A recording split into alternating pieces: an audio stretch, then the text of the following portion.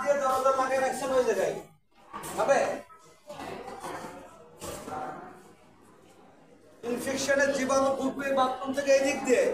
আর আপনি ওই দিক দিয়ে দরজা লাগাই দিচ্ছেন এখান থেকে খুলে রাখছেন কেমনে হলো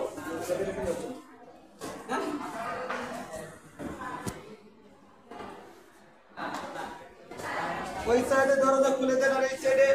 যদি না থাকে তাহলে গণপূর্তকে বলেন দ্রুত এস্টিমেট করে এটার ব্যবস্থা করার জন্য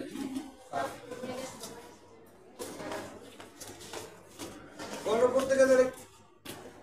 আমি গণপূর্ত ইঞ্জিনিয়ারকে বলে দিচ্ছি নেক্সট মিটিং এর আগে এগুলো যেন লেগে যায় কারণ এটা কেমন দেখা যায় কোনো সিকিউরিটি আছে